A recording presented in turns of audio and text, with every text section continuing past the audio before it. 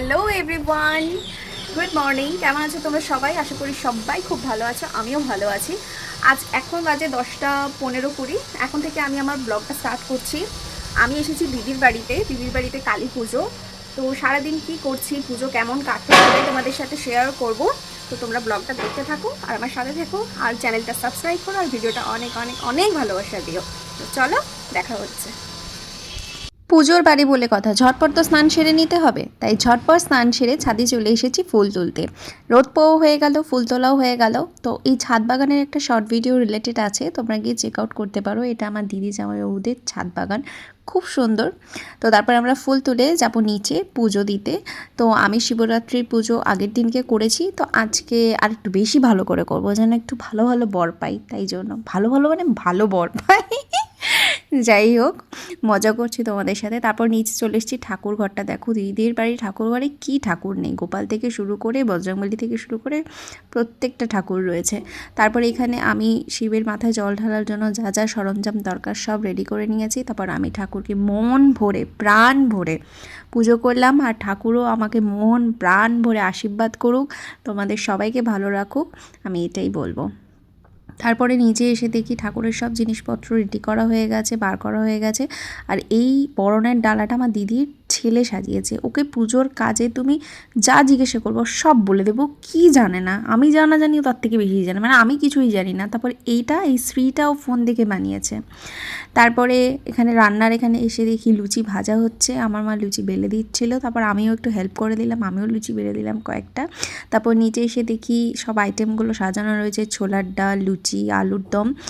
আজকে এখানে এই খাওয়া দাওয়া, সবাই এই খাবে, সারাদিনে যা খাবে এই খাবে, তার কারণ এখানে আজকে ভাত রান্না হবে না দিদির বাড়িতে। তো এই দেখো শ্রীটাও রং করে নিয়ে চলে এসেছে আমাকে দেখাতে। হ্যাঁ, তো আমি তোমাদেরকে দেখিয়ে দিলাম। তারপরে আমি একটু সাবু মাখা করেছি, সাবুটা আমি খাবো তাই জন্য, কারণ আমি লুচি খাবো না। তারপর আমরা রেডি হয়ে নিয়েছি, সবাই মিলে যাব ঠাকুর আনতে। তার আগে আমি এখন যাচ্ছি মিষ্টি আনতে। আমি দিদির জায়ের মেয়ে আর দিদির মেয়ে সবাই মিলে যাচ্ছি মিষ্টি কিনে। এইবার আমরা বেরোবো ঠাকুর আনতে।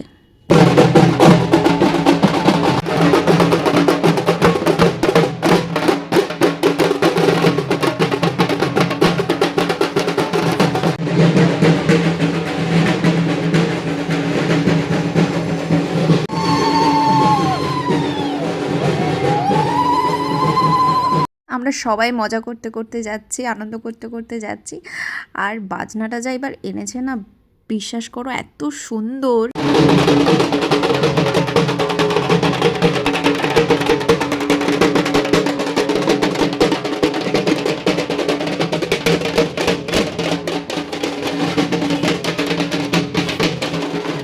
চলো, মজা করতে করতে এসে মায়ের কাছেও চলে এসেছি। আর মাকে দেখে মনটা জুড়িয়ে গেল, বিশ্বাস করো। এত মিষ্টি মুখ, এত সুন্দর দেখতে, চোখ দুটো যেন সরানোই যাচ্ছে না মায়ের কাছ থেকে। তো চলো আমরা সবাই এবার এগোই আস্তে আস্তে।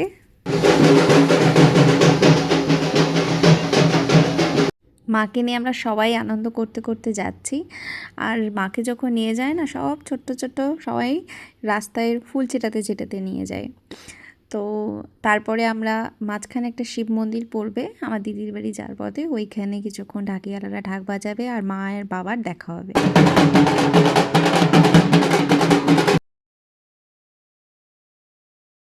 এখানে আমার মা আর আমার দিদির যা এখানে দুজন মিলে নাচানাচি করছে। তারপর আমার মেজদি মাকে বরণ করে নিল।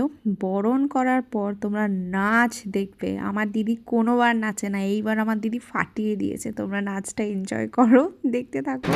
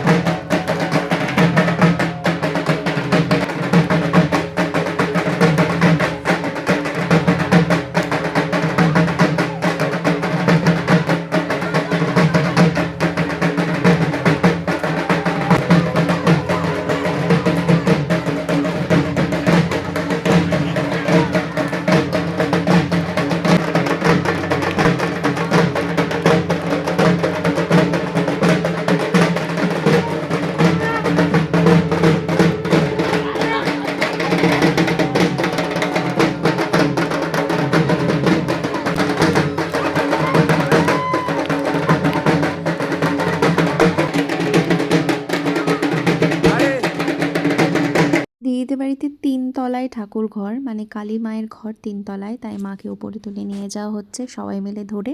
তারপর যথারীতি মাকে স্থানে বসানো হয়েছে। এইবার আমাদের কাজ শুরু। এবার আমি ফল কাটতে বসেছি। এখানে আমি ফলগুলো কেটে নৈবেদ্যর থালা আর চৌষট্টিটা যে দিতে হয়, চৌষট্টিটা ফলের কুচি দিতে হয় মাকে, সেইগুলো সব রেডি করছিলাম।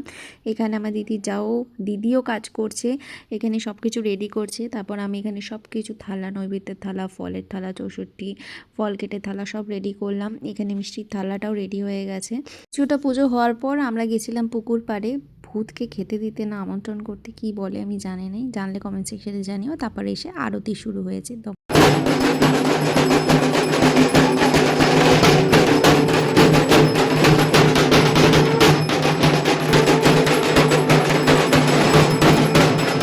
আরতি হওয়ার পরে আমার জামাইবাবু পুজোয় বসলো। তারপরে জামাইবাবু কিছুক্ষণ পুজো করলো, মন্ত্রপাঠ করলো। তারপরে এখানে পুজোর ভোগের, মানে মায়ের ভোগের রান্না করা হচ্ছে লুচি, 5 রকম ভাজা। তখনও আরতি চলছিল। আমরা তারপরে আরতির তাপ নিলাম। এখানে আমি বসে পুজো দেখছিলাম, বাকি আমার সব দিদির ছেলে মেয়ে সবাই নিচে ছিল, আমি ওপরে ছিলাম। আর এখানে আমার দিদি আর দিদির যা আমি ভিডিও করছি বলে তাকিয়ে হাসছে, কি মিষ্টি লাগছে না দুজনকে দেখতে। তখনও তারপরে আরতি চলছিল। উপরে পুজো দেখতে দেখতে নিচে এলাম। নিচে এসে দেখি আমার দিদি আর সেজদি লুচি বেলছে, আর আমার দিদি লুচি ভাজছে, কারণ রাতে সবাই খাওয়া দাওয়া করবে, তার জোগাড় চলছে।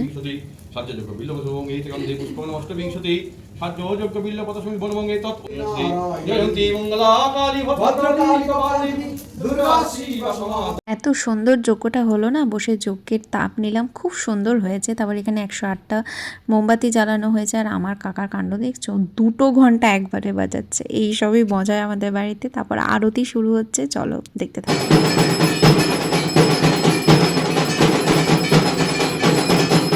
ব্যাস, সারাদিনের ধকল, পুজো শেষ, মায়ের পুজো সমাপ্ত হয়েছে। ঠাকুর সবাইকেই ভালো রাখুক। তারপর আমরা যজ্ঞের টিপ পরে বসে আছি 2জন, আমরা ক্লান্ত, খিদে পেয়েছে বলে। যাই হোক, তারপর সবাই এই দেখো ভোগের প্রসাদ সব সাজিয়ে রাখা হয়েছে, সুজি, নাড়ু, মিষ্টি সব কিছু। আমার দিদি ভোগ বেড়ে দিচ্ছে, আমরা একটু প্রসাদ খেলাম। তারপর রাতে লুচি আর তরকারি খেয়ে আজকে পুরো দিনটা শেষ করলাম। ভিডিওটা কেমন লাগলো আমাকে অবশ্যই কমেন্ট সেকশনে জানিও। ভিডিওটা ভালো লাগলে লাইক করো, চ্যানেলে নতুন হলে চ্যানেলটা সাবস্ক্রাইব করো, আর কমেন্টে জানিও পুজো কেমন লাগলো তোমাদের। তো চলো টাটা, নেক্সট ভিডিওতে দেখা হচ্ছে, সবাই ভালো থেকো।